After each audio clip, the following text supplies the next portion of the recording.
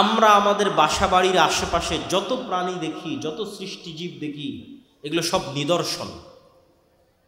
এগুলো এক একটা নিয়ে গবেষণা করলে আপনি নিদর্শন পেয়ে যাবেন। যেমন আমি চিন্তা করতেছিলাম একদিন যে কবরের জীবন কেমন হতে পারে। রুহের জীবন একরকম ছিল, রুহের জীবন থেকে ট্রান্সফার হয়ে পৃথিবীতে আসলাম, পৃথিবী থেকে ট্রান্সফার হয়ে কবরে যাব, কবরের জীবনটা কেমন হবে। কবর থেকে ট্রান্সফার হয়ে আবার পরকালে যাব, সেটা আর এক রকম। তো খুঁজতে খুঁজতে খুঁজতে খুঁজতে খুঁজতে খুঁজতে আল্লাহ সুবহানাহু ওয়া তাআলার একটা প্রাণী পেলাম, প্রজাপতি।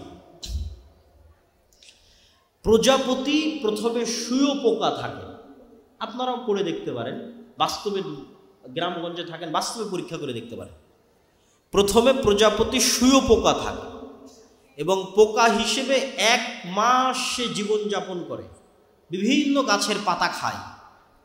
1 মাস জীবনযাপন, 1.5 মাস 2 মাস জীবনযাপন করার পর পোকাটা নিজেই মারা যায়।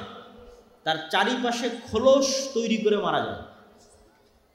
চারিপাশে খোলস তৈরি করে মারা যাওয়ার পর ওই খোলসের মধ্যে পরিবর্তন বিবর্তন হতে থাকে, হতে হতে হতে হতে হতে হতে হতে আবার 1 মাস পর ওই পুরো খোলসটা পড়ে গিয়ে একটা জ্যান্ত তরতাজা প্রজাপতি হয়ে আকাশে উড়াল দেয়। তো মধ্যের 1 মাস এভাবে মৃত অবস্থায় থাকলো, তার আগের 1 মাস পোকা অবস্থায় থাকলো, আর শেষে প্রজাপতি হয়ে আকাশে উড়াল দিল। তো প্রজাপতির ক্ষেত্রে যদি এটা সত্য হয়, তো মানুষের ক্ষেত্রে হতে পারে না? অস্বাভাবিক কিছু। তো আল্লাহর প্রত্যেকটা সৃষ্টিজীবের মধ্যে নিদর্শন আছে। তো আমি আপনার চেহারা যেভাবে দেখতেছি আর আপনি আমাকে যেভাবে দেখতেছেন, পৃথিবীর অন্য প্রাণীরা আমাদের এভাবে দেখে না। আপনি আমাকে যেভাবে সাদা কালো হিসেবে দেখতেছেন আর আমি আপনাকে যেভাবে সাদা কালো হিসেবে দেখতেছি, পৃথিবীর অন্য প্রাণীরা আমাদেরকে এভাবে দেখে না। তার একটা উদাহরণ দেখেন, জি এই দিকে মনোযোগ দেন। তার একটা উদাহরণ হচ্ছে কুকুর। কুকুরের ঘ্রাণ শক্তি মানুষের ঘ্রাণ শক্তির চাইতে 10,000 গুণ বেশি। 1 গুণ, 2 গুণ, 100 গুণ, 200 গুণ, 1000 গুণ, 10,000 গুণ বেশি ঘ্রাণ শক্তি কুকুরের মানুষের চাইতে। একটু সামনে ওনাকে বসতে দিতে হবে।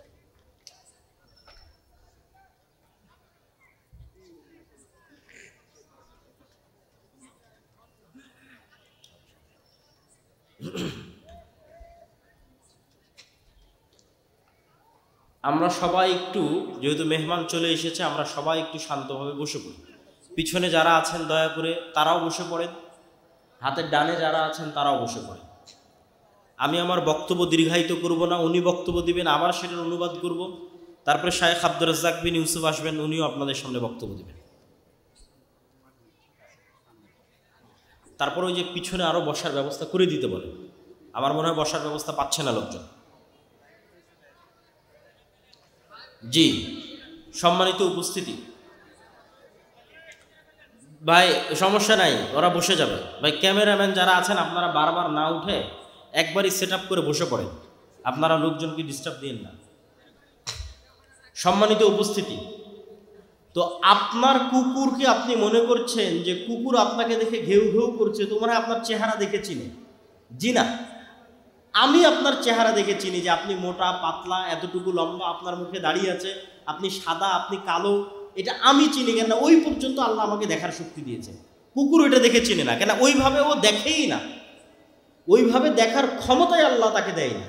সে আপনাকে চিনে ঘ্রাণ দিয়ে, ঘ্রাণ দিয়ে চিনে ফেলে। তো পৃথিবীতে এমনও লেভেলের ঘ্রাণ আছে, 10,000 গুণ সূক্ষ্ম লেভেলের ঘ্রাণ আছে। যেমন এই মাইকটাতে যদি আমি 1000 বার টানি, কোনো ঘ্রাণই আমার নাকে আসবে না। তাহলে আমি যদি বলি এই মাইকের কোনো ঘ্রাণ নাই, মিথ্যা কথা, যে মাইকের কোনো ঘ্রাণ নাই।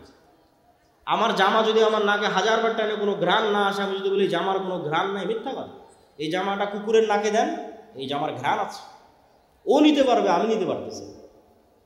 তো পৃথিবীতে 10,000 লেভেলের সূক্ষ্ম গুণের ঘ্রাণ আছে বাস্তবে অস্তিত্বশীল, মানুষ বুঝতে পারে না যার ঘ্রাণ আছে কিনা। শুধু কি মানুষ বুঝতে পারে না, মানুষের তৈরি করা কোনো মেশিনও বুঝতে পারে না যার ঘ্রাণ আছে কিনা। মানে মানুষ কুকুরের লেভেলের ঘ্রাণ নিতে পারবে এই লেভেলের কোনো মেশিন আবিষ্কার করতে পারেনি। তাহলে এখন মানুষ যদি বলে যে না এটার কোনো ঘ্রাণ নাই, কেন মানুষ নিতে পারতেছে না, মানুষের যন্ত্র নিতে পারতেছে না, তো আল্লাহর সৃষ্টিজীব তো আজ নিতে পারতেছে। এরকম আওয়াজের ক্ষেত্রে কি রে, কবরের আওয়াজ তো শুনতে পাই না। কবরের আওয়াজ শুনতে পাচ্ছেন না মানে কবরের আওয়াজ হচ্ছে না, কবরের আযাবের আওয়াজ হচ্ছে না।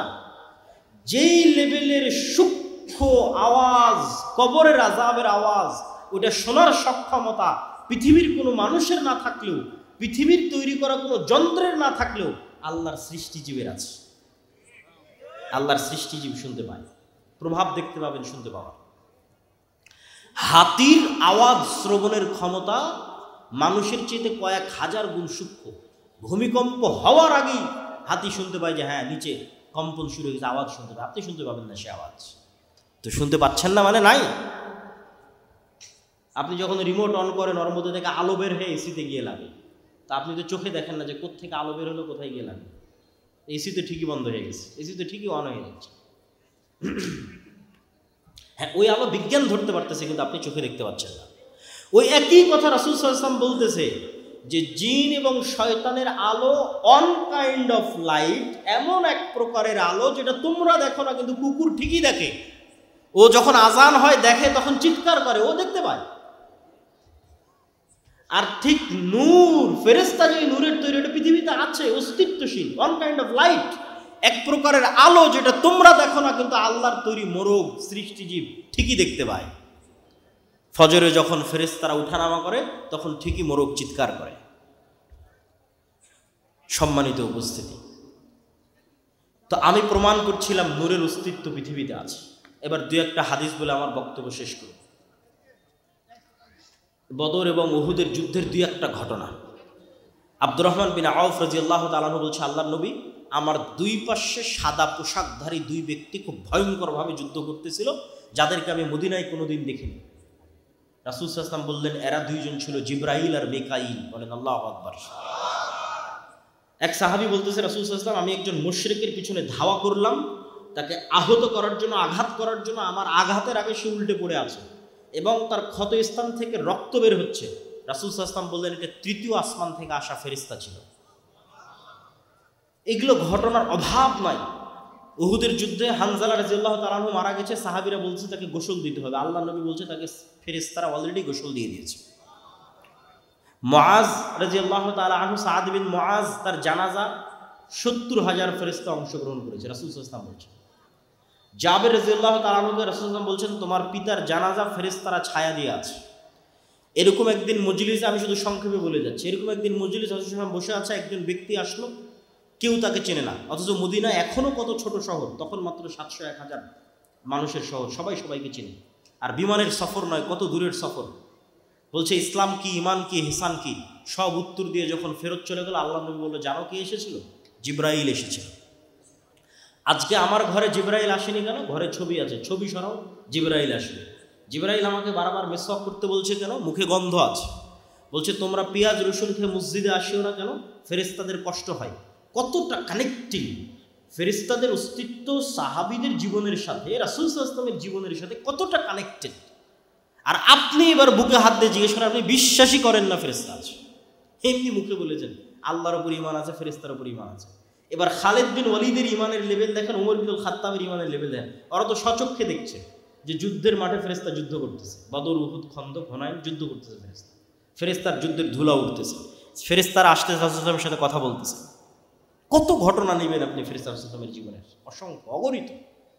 সম্মানিত উপস্থিতি, ফেরেশতা এবং শয়তানের অস্তিত্ব পরস্পর বিপরীত। আপনি ফেরেশতাদের সাথে বন্ধুত্ব করছেন না শয়তানের সাথে বন্ধুত্ব করছেন আপনার উপর। আর আপনি যদি বলেন যে আমার ঈমান এত দুর্বল, তারপরও যদি কোনো উপায় থাকে ফেরেশতাদের অস্তিত্ব বুঝার, তা একটা উপায় আপনাকে দিয়ে যাই, আজকেই পরীক্ষা করতে পারেন যে এই পৃথিবীতে আল্লাহর ফেরেশতা আছে, এখানেও ফেরেশতারা বসে আছে।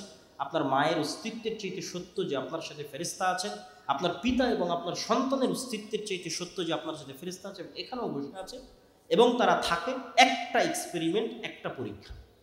ঠিক যদি বিমানের টিকিট থাকে, ট্রেনের টিকিট থাকে, তখন যেমন নিয়াত থাকে যে বিমানের টিকিট ধরতে হবে, ট্রেন ধরতে হবে, সকালবেলা পরীক্ষা থাকলে যেমন নিয়াত থাকে, ওই লেভেলের একদিন নিয়াত করবেন যে কাল সকালে ফজরে আমাকে উঠতে হবে সালাতের জন্য।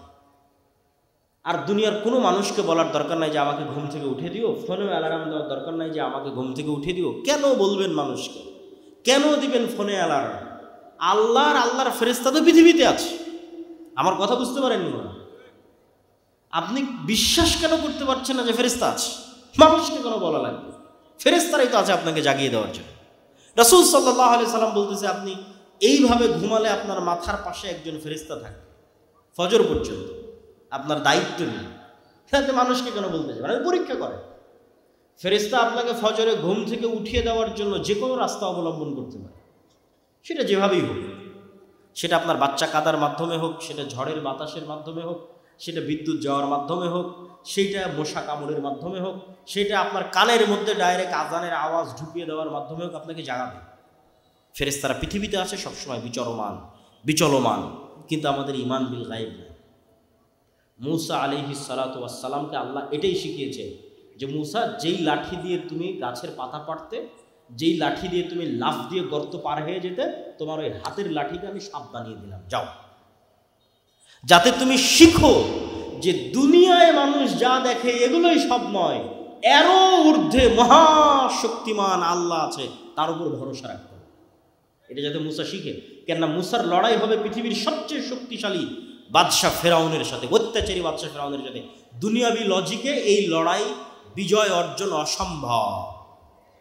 যদি কেউ মূসা আলাইহিস সালাম যদি ন্যূনতম চেষ্টা করতেন আমি দুনিয়াবি মাধ্যমে ফেরাউনের সাথে বিজয় অর্জন করতে যাব, তাহলে ওই যে মন্দির পাহারা দেওয়ার মতো কম্প্রোমাইজ করতে হতো। কোনো রাস্তা ছিল না মূসা আলাইহিস সালামের সাথে। কিন্তু উনি জানতেন আল্লাহর শক্তি সম্পর্কে, আল্লাহর ক্ষমতা সম্পর্কে, ফলত কোনো প্রকার কম্প্রোমাইজ ছাড়া উনি বিজয় অর্জন করেছেন। তো ঈমান বিল গায়েব যেই দিন মুসলমানদের মজবুত হয়ে যাবে, মুসলমানদের বিজয় সুনিশ্চিত। কেননা শক্তি ক্ষমতা ফেরাউনের তুলনায় মূসার যত দুর্বল ছিল, আজকের মুসলমানদের অত দুর্বল নয়। আর শক্তি ক্ষমতা আবু বকর, ওমর, উসমানের, পারস্য রোমানের তুলনায় যত দুর্বল ছিল, আজকের মুসলমানদের অত দুর্বল নয়। দুর্বল কিসে? ঈমানই নাই আল্লাহর উপর, আল্লাহর শক্তির উপর, এটাই দুর্বল। তো আল্লাহর উপর বিশ্বাস অর্জন করতে হবে, ফেরেশতাদের উপর বিশ্বাস অর্জন করতে হবে। আগামী 6 ও 7 নভেম্বর আল জামিয়া সালাফিয়া ডাঙ্গিপাড়া পবা রাজশাহীতে সালাফি কনফারেন্স। আপনাদের এখানেও মেহমান এসেছে, তিনি তো থাকবেনই, এবং দেশ বিদেশের আরও ওলামায়ে কেরাম সেখানে উপস্থিত থাকবেন। আপনাদের সকলের উপস্থিত হওয়ার উদাত্ত আহ্বান। যাবেন তো ইনশাআল্লাহ? ইনশাআল্লাহ, আল্লাহ কবুল করুন। আর আজকে দাওয়া ইলাল্লাহর মাধ্যমে আমাদের যে বিভিন্ন বক্তব্যগুলো পরিচালিত হয়, সেগুলোর অধীনে এই প্রোগ্রাম আয়োজিত হয়েছে। আমি জানি না স্বেচ্ছাসেবকরা রেডি আছে কিনা। তারা যদি রেডি থাকে, তারা যদি ভিতরে যায় আপনাদের কাছে সহযোগিতার জন্য, এই মুহূর্তে রেডি থাকলে আমি যাওয়ার আহ্বান করব। যদি যাই তাহলে আপনারা সর্বোচ্চ পর্যায়ের সহযোগিতা করার চেষ্টা করবেন। আলহামদুলিল্লাহ, আমাদের দাওয়া ইলাল্লাহর অধীনে প্রায় 600টা মক্তব সমগ্র বাংলাদেশে পরিচালিত হচ্ছে, যার জাতীয় মক্তব প্রতিযোগিতা এবছর টিভি চ্যানেলে আয়োজিত হবে ইনশাআল্লাহ, আল্লাহ সুবহানাহু ওয়া তাআলা যদি কবুল করে। আর যে বিষয়ে আমি আলোচনা করতেছি এবছর, আল ঈমান বিল গায়ব, এই বিষয়ে বই আসতেছে, আল্লাহর পথে যাত্রা নামে সালাফি কনফারেন্সে প্রকাশিত হচ্ছে। যদি যান তাহলে আশা করি নিতে পারবেন ইনশাআল্লাহ। দলিল তো বিস্তারিত এখানে অত বলতে পারলাম না, সব ওখানে পয়েন্ট বাই পয়েন্ট বিভিন্ন দলিল দেওয়া আছে। কেন আমার অবজারভেশন হচ্ছে মুসলমানদের ঈমান বিল গায়বই নাই। ঈমানই নাই তো কী করবে? কম্প্রোমাইজ করা ছাড়া আর কোনো রাস্তা নাই। আর যদি ঈমান থাকে, কম্প্রোমাইজ করা লাগবে না, বাংলাদেশের ক্ষমতা লাগবে না। কোরআনে সারা পৃথিবীর ক্ষমতা অর্জনের রাস্তা বলে দেওয়া আছে। কিসের বাংলাদেশ? কারো যদি ঈমান বিল গায়ব অর্জন হয়ে যায়, তো সারা পৃথিবীর ক্ষমতা অর্জন করতে হবে। কেননা ওই লেভেলের বিশ্বাস চলে আসলে পারমাণবিক বম পানিও হয়ে যেতে পারে। ওই লেভেলের ইয়াকিন যদি আসে, তাহলে পারমাণবিক বম পানিও হয়ে যেতে পারে। কেননা সাউন্ড টেকনোলজি সবচেয়ে পাওয়ারফুল। এখনকার টেকনোলজি লাইটের টেকনোলজি, আর আমি বলছি সবচেয়ে পাওয়ারফুল এগুলো সাউন্ড টেকনোলজি, যেটা আল্লাহ সুবহানাহু ওয়া তাআলা সুলাইমান আলাইহিস সালামকে দিয়েছিলেন। ওমা উতীতু মিনাল ইলমি ইল্লা কালিলা, অল্প দিয়েছিলেন। সাউন্ড টেকনোলজি মানে এই মাইকেরও একটা কথা বোঝার ক্ষমতা আছে, এই কাপড়েরও একটা কথা বোঝার ক্ষমতা আছে, প্রত্যেকটা সৃষ্টিজীবের কথা বোঝার ক্ষমতা আছে। কি বললে বুঝবে আমি জানি না।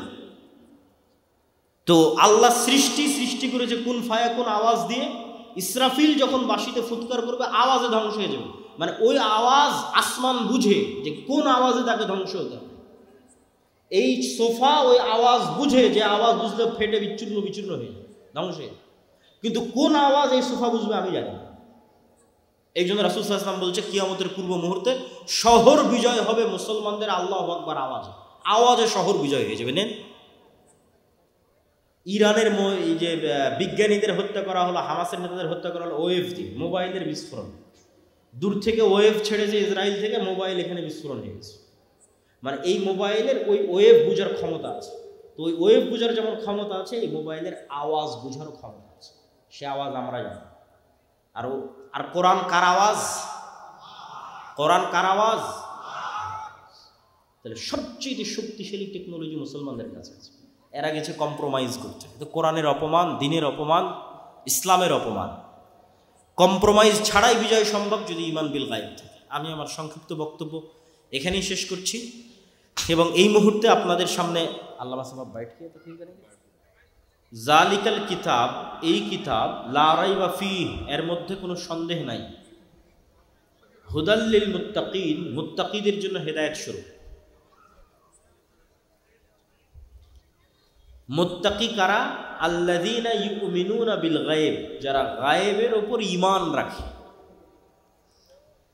এবং বলতে বলতে সর্বশেষে কি আল্লাহ সুবহানাহু ওয়া তাআলা বলছেন ওয়াবিল আখিরাতি হুম ইউকিনুন, এবং আখিরাতের উপর তারা ইয়াকিন রাখে, পরকালের উপর ইয়াকিন রাখে।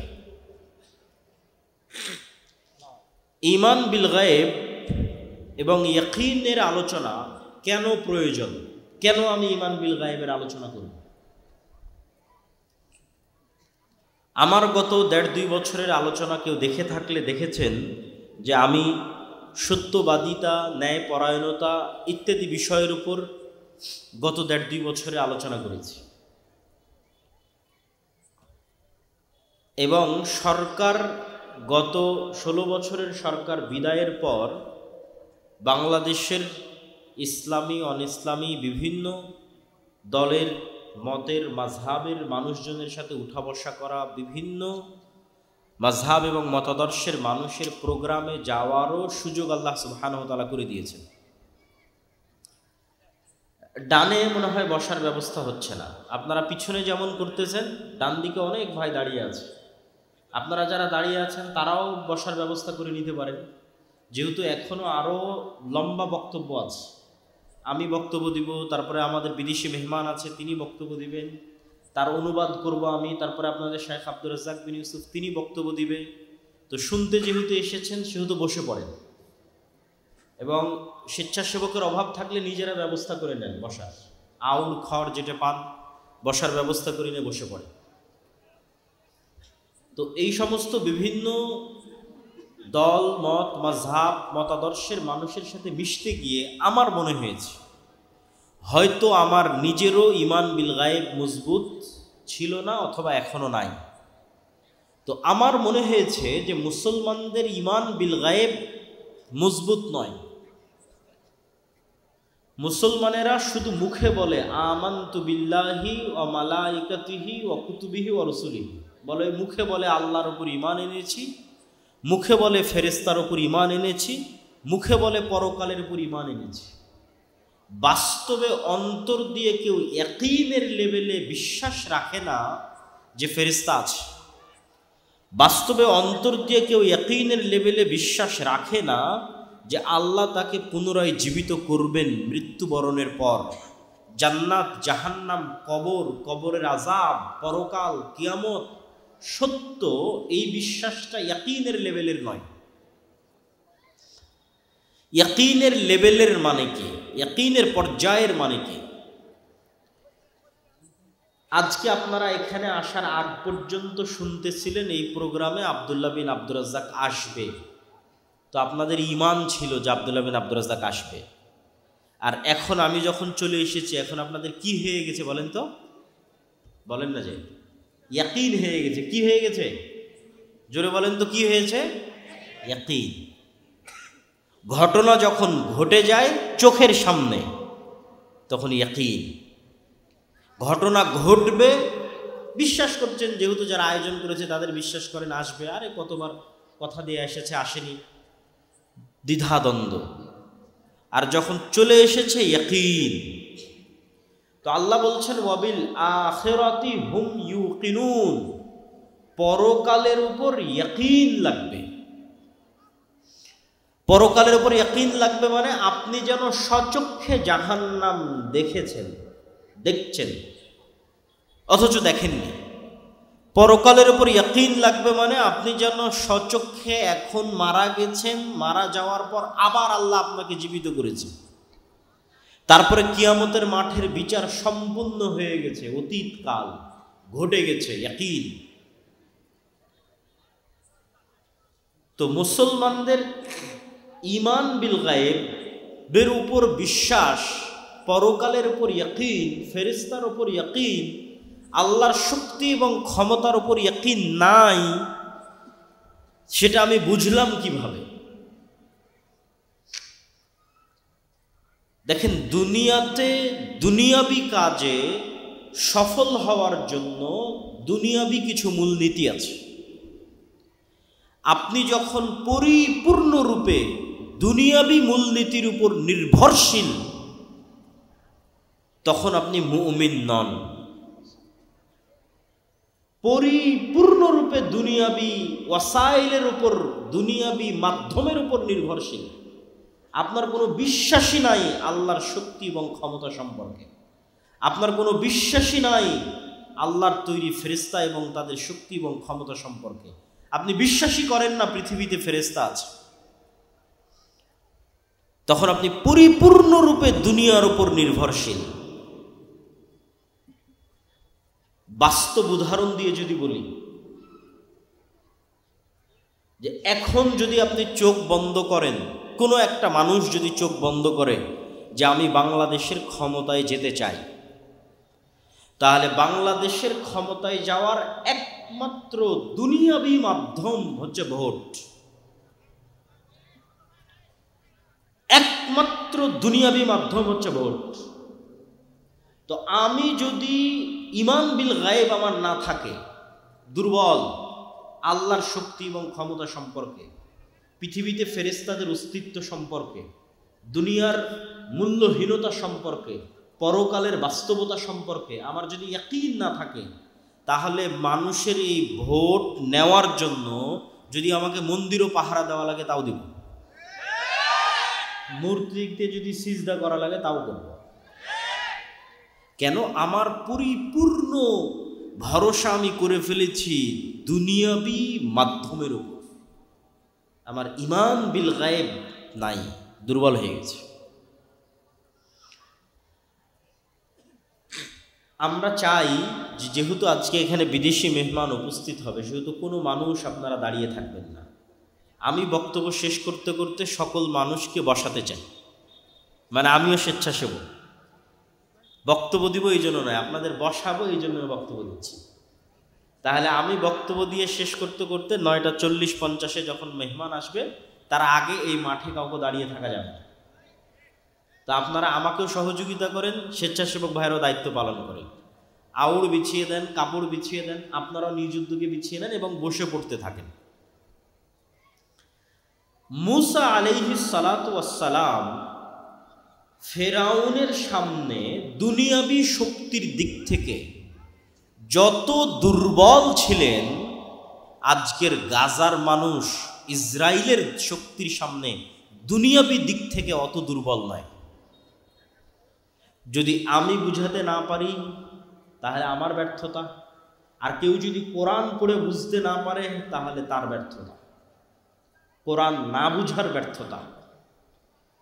আবারও কল্পনা করেন, আজকের গাজার মানুষের দুনিয়াবি শক্তি আর ইসরায়েলের আজকের দুনিয়াবি শক্তি, দুটার মোকাবেলায় গাজার মানুষ যত দুর্বল, যত অসহায়। আজ থেকে 3000-4000 বছর আগে মুসা আলাইহিস সালাম এবং বানু ইসরাইল ফিরাউনের দুনিয়াবি শক্তির সামনে দুনিয়াবি দিক থেকে তার চেয়ে বেশি অসহায় ছিলেন। আর আজ এটা শুধু গাজার মানুষের কথা বললাম, আর পুরো মুসলিম বিশ্বের কথা যদি বলি, তাহলে আর মুসা আলাইহিস সালামের উদাহরণ দিব না। পুরো মুসলিম বিশ্বের কথা বললে কাদের উদাহরণ দিব? তৎকালীন রোমান সাম্রাজ্য, মুহাম্মদ সাল্লাল্লাহু আলাইহি ওয়াসাল্লাম, আবু বকর, ওমর, ওসমান, আলীর যুগের রোমান সাম্রাজ্য পারস্য সাম্রাজ্যের তুলনায় খোলাফায়ে রাশিদিন দুনিয়াবি দিক থেকে পারস্য এবং রোমান সাম্রাজ্যের তুলনায় খালিদ বিন ওয়ালিদের বাহিনী দুনিয়াবি দিক থেকে যতটা দুর্বল ছিল, আজকের সমগ্র বিশ্বের মুসলমানেরা এবং মুসলিম দেশগুলো আজকের আমেরিকা এবং ইসরায়েলের তুলনায় শতগুণ বেশি শক্তিশালী। আবারও বুঝেন, আমি এবার মুসা আলাইহিস সালাম আর ফেরাউনের উদাহরণ ছেড়ে দিয়েছি। এবার মুহাম্মদ সাল্লাল্লাহু আলাইহি ওয়াসাল্লাম এবং তার সাহাবীরা আবু বকর, ওমর, ওসমান, খালিদ বিন ওয়ালিদ, আমর ইবনে আল-আস, আব্দুর রহমান বিন আউফ, এরা যুদ্ধ করছে, মুজাহিদ, উমাইয়া খেলাফা, বড় বড় যুদ্ধ হচ্ছে। তো ওদের দুনিয়াবি শক্তি আর রোমান এবং পারস্যদের দুনিয়াবি শক্তির যে তুলনা, ওই তুলনায় ওই যুগের মুসলমানদের দুনিয়াবি শক্তি ওই যুগের পারস্য এবং রোমানদের চাইতে যতটুকু ছিল, আজকের মুসলমানদের দুনিয়াবি শক্তি ওই যুগের মুসলমানদের তুলনায় শতগুণ বেশি। আপনারা কি আমার কথা বুঝছেন না বুঝতেছেন না? তাহলে মুসলমানেরা মাজলুম কেন? আর তখন কম শক্তি নিয়ে বিজয়ী কেন? পার্থক্য কোথায়? যে আবু বকর, ওমর, ওসমান, খালিদ বিন ওয়ালিদ তাদের যুগে কম শক্তি নিয়ে, আজকের তুলনায় কম শক্তি নিয়ে বিজয়ী, আর আজকে আমরা বেশি শক্তি থাকার পরেও মাজলুম, পরাজিত। কেননা আজকের মুসলমানদের ঈমান বিল গায়েব নাই, অদৃশ্যের শক্তির উপর মজবুত বিশ্বাস নাই। আর যদি বলি খালিদ বিন ওয়ালিদ, আমর ইবনে আল-আস, যারা জেরুজালেম বিজয় করেছিল, তাদের অদৃশ্য শক্তির প্রতি কেমন বিশ্বাস ছিল? তাহলে দুই একটা উদাহরণ দেখেন।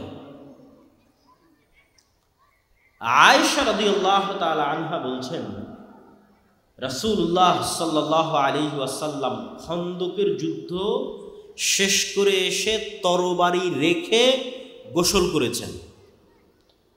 জিব্রাইল আলাইহিস সালাতু ওয়াস সালাম এসে মুহাম্মদ সাল্লাল্লাহু আলাইহি ওয়াসাল্লামকে বলছে, ওয়াজাতাস সিলাহ, আপনি আপনার অস্ত্র রেখে দিয়েছেন, আমরা তো অস্ত্র রাখিনি। তোমরা অস্ত্র রাখনি মানে? খন্দকের যুদ্ধে মক্কা সহ সমগ্র আরবের অসংখ্য গোত্র একত্রিত হয়ে 10,000 বাহিনী মিলে পুরো মদিনা ঘিরে ফেলেছিল। মদিনার পতন ঘটাতে হবে। তখন মদিনার মধ্যে 3টে ইহুদি গোত্র ছিল, বানু কুরাইজা, বানু কায়নুকা, বানু নজির। এরা মুহাম্মদ সাল্লাল্লাহু আলাইহি ওয়াসাল্লামের সাথে লিখিত চুক্তি করেছিল যে আমরা এক থাকব, ধোঁকা দিব না। কিন্তু খন্দকের যুদ্ধের সময় এই 3 ইহুদি গোত্র গাদ্দারি করেছে, মুনাফিক। তো জিব্রাইল বলছে, যুদ্ধ তো মক্কার মুশরিকদের সাথে শেষ হয়েছে, গাদ্দারদের সাথে তো এখনো শেষ হয়নি। মদিনার মধ্যে এখনো গাদ্দার আছে, এই সমস্ত গাদ্দারদের মদিনা থেকে বের করতে হবে, তারপরে যুদ্ধ শেষ হবে। আপনি বের হন তাড়াতাড়ি। তো মুহাম্মদ সাল্লাল্লাহু আলাইহি ওয়াসাল্লাম সাহাবীদেরকেও বের হওয়ার আদেশ দিলেন। এবার আনাস রাদিয়াল্লাহু তাআলা আনহু বলছেন, আমরা মুহাম্মদ সাল্লাল্লাহু আলাইহি ওয়াসাল্লামের সাথে, মনে করেন সোনাইমুড়ি বাজার, এই সোনাইমুড়ি এলাকা, এখানে আমরা অভিযান পরিচালনা করার জন্য আসতেছি। তো এখানে অভিযান পরিচালনা করতে এসে আগেই, আমার গাড়ির আগেই আর 10টা মোটরসাইকেল যাচ্ছে, তো মোটরসাইকেল যাওয়ার ধুলা উঠতেছে। তো আনাস রাদিয়াল্লাহু তাআলা আনহু বলতেছেন, আমরা বানু কুরাইজা, বানু কায়নুকা, বানু নজির গোত্রের দিকে অভিযান পরিচালনা করার জন্য আল্লাহর নবীর সাথে যাচ্ছি। তো আমাদের আগে আগে জিব্রাইলের বাহিনীর, ঘোড় সওয়ার বাহিনীর ঘোড়ার পদধূলিতে ধুলা উঠতেছে। আল্লাহু আকবার। তো ওরা স্বচক্ষে ফেরেশতাদের উপস্থিতি দেখেছে যে জিব্রাইল আলাইহিস সালাতু ওয়াস সালাম তার সেনাবাহিনী নিয়ে মুহাম্মদ সাল্লাল্লাহু আলাইহি ওয়াসাল্লামের আগে আগে ইহুদিদের অলিগলিতে ঢুকতেছেন। তো জিব্রাইলের বাহিনীর ঘোড়ার পায়ের আঘাতে উড়ন্ত ধুলা তারা দেখতেছেন। তো এবার খালিদ বিন ওয়ালিদ যখন পারস্য আর রোমান সাম্রাজ্যের সাথে যুদ্ধ করতে যাবে, তখন খালিদ বিন ওয়ালিদ দুনিয়াবী শক্তির উপর ভরসা করে যুদ্ধ করবে, না আল্লাহর শক্তির উপর ভরসা করে যুদ্ধ করবে? ও তো আল্লাহর শক্তি স্বচক্ষে দেখেছে। তো ঈমান বিল গায়েব নাই, ঈমান বিল গায়েব মুসলমানদের দুর্বল হয়ে গেছে আজকের যুগে। যদিও এর উল্টাটা হওয়া উচিত ছিল আমার ধারণা অনুযায়ী। আমার এই কথার সাথে কেউ দুমত করতে পারে। আমার কেন জানি মনে হয় যে আজকের সায়েন্স অ্যান্ড টেকনোলজির মাধ্যমে আল্লাহ গায়েবের পর্দা উন্মোচন করে দিচ্ছে। গায়েবের যে পর্দা ছিল, এই পর্দা ধীরে ধীরে উন্মোচন হতে হতে হতে হতে হতে হতে হতে একদম শেষ গায়েবের পর্দা, জীবিতকে মৃত করা, ওটাও আল্লাহ উন্মোচন করে দিবেন দাজ্জালের হাত দিয়ে। ধরেন এটা তো গায়েব, যে জীবিত ব্যক্তি মৃত ব্যক্তি জীবিত হবে, আমরা কেউ কোনোদিন চোখে দেখিনি। কেউ দেখেছেন মৃত ব্যক্তিকে জীবিত হতে দেখেছেন? এটা গায়েব। তো আজ থেকে 100 বছর আগের মানুষকে যদি বলতেন যে আমি এখানে কথা বলবো, সাথে সাথে ইংল্যান্ডে বসে শোনা যাবে, তখন গায়েব ছিল না? ছিল না গায়েব। যে আমি বাংলাদেশে বসে কথা বলবো আর এগুলোর মাধ্যমে ইংল্যান্ডে বসে সাথে সাথে শুনবে, গায়েব। তো আজ থেকে 1400 বছর আগে রাসূল সাল্লাল্লাহু আলাইহি ওয়াসাল্লাম বলছেন যে আপনি কথা বলছেন, আল্লাহ সাথে সাথে শুনতেছে। তো মানুষ যদি মানুষের টেকনোলজি ব্যবহার করে আমার কথা সাথে সাথে শুনতে পারে আমেরিকা এবং ইংল্যান্ডে বসে, তো আমার এখনকার কথা মানুষ শুনতেছে, আল্লাহ শুনতেছে না? আমার এখনকার কথা আমেরিকা ইংল্যান্ডে বসা মানুষ সাথে সাথে শুনতেছে, আল্লাহ শুনতেছেন না? তা আমি তো মনে করি সায়েন্স অ্যান্ড টেকনোলজি গায়েবের পর্দা সরিয়ে দিচ্ছে, ঈমান ইয়াকিনের লেভেলে চলে আসার পর্যায়ে আছে। হয়তো আমরা ওইভাবে চিন্তা করতেছি। আজকে যেই সভ্যতার ওপর দাঁড়িয়ে আছে আধুনিক সভ্যতা, লাইট, ওয়েভ, তরঙ্গ, যেটার মাধ্যমে এগুলো সব চলতেছে, কম্পিউটার বলেন, ইন্টারনেট বলেন, রিমোট বলেন, ওই ওয়েভ, তরঙ্গ সব কিছু, এইটার উপর পুরো বিশ্ব দাঁড়িয়ে আছে। এইটাকেই যদি শুধু আপনি এইভাবে কল্পনা করেন, আমি বলতেছি এটা বাস্তব সত্য, আল্লাহ সুবহানাহু ওয়া তাআলা এটার মুখাপেক্ষী নয়। কিন্তু মানুষই পারবে, যদি আল্লাহ মানুষকে ক্ষমতা দিত, আমি সেটা দেখাচ্ছি। তো মানুষই যদি পারে, তাহলে আল্লাহ কতটা পারেন সেটার বিশ্বাস অর্জনের জন্য। সেটা কি? আপনি এবং আমি যদি আজকে আলোর গতির চাইতে বেশি গতি অর্জন করতে পারি, আগে আমরা ঘোড়ায় যেতাম, এখন গাড়িতে যাচ্ছি, বিমানে যাচ্ছি, রকেটে যাচ্ছি, করতে করতে ধরেন আলোর চাইতে বেশি গতি অর্জন করে নিলাম, যেটা মানুষের দ্বারা সম্ভব না। অর্জন করে নিয়ে যদি আমি আলোর গতিতে, আলো 30 বছর চললে যত দূর যাবে আমি তত দূর চলে গেলাম, অতি সহজ কল্পনা করা। আমি যেটা বলছি এটা কল্পনা করা কঠিন কিছু না, 2 মিনিট লাগবে আপনার কল্পনা করতে, যে আমি আলোর চেয়ে বেশি গতি অর্জন করলাম, করে আলো 30 বছর চললে যত দূর যেত আমি ওর আগেই ওখানে চলে গেছি। 30 বছর চললেও যত দূর যেত, যেহেতু ওর চেয়ে বেশি গতি অর্জন করেছি, গিয়ে ওখানে বসে আমি মোবাইলের মতো একটা যন্ত্র বানিয়েছি। কল্পনা করে মোবাইলের মতো একটা যন্ত্র, ক্যামেরার মতো একটা যন্ত্র বানিয়েছি। ওখানে বসে থেকে যদি আমি এখন দূরবীন ধরি দুনিয়ার দিকে, আর মোবাইলের মাধ্যমে যদি দুনিয়ার আওয়াজ শোনার চেষ্টা করি, তাহলে আজ থেকে 30 বছর আগে আমি রাতের অন্ধকারেও যা বলেছি তা আমিই শুনতে পাবো। আমি যা বলেছি আমিই তা শুনতে পাবো, আমার 30 বছর আগের কথা। আর যদি দূরবীন ধরি, তাহলে আমি রাতের অন্ধকারে যা করেছি, দিনে যা করছি, যেখানে যা করছি, প্রত্যেকটা জিনিস ঠিক লাইভ যেভাবে দেখা যায় ওভাবে লাইভ দেখা যাবে। কেন এগুলো সব আলোর মধ্যে ভেসে যাচ্ছে। আমার এই চেহারা, আমার কথা আলোর ওয়েভের মধ্যে ভেসে আমেরিকা পৌঁছে যাচ্ছে। তো এইটা 30 বছর চলতে থাকে, যত দূর যাবে আমি ওর আগে অত দূর পৌঁছে গেলে এগুলি সব দেখতে পাবো, শুনতে পাবো। আপনি যদি 1400 বছর আগে চলে যান, তো বদরের যুদ্ধ লাইভ দেখতে পাবেন, যদি ওই লেভেলের যন্ত্র আবিষ্কার করতে পারেন। দূরবীন যদি ধরতে পারেন মক্কায়, তাহলে লাইভ দেখা যাবে বদরের যুদ্ধ। মানুষের কোনো আমল হারিয়ে যায় না, অসম্ভব।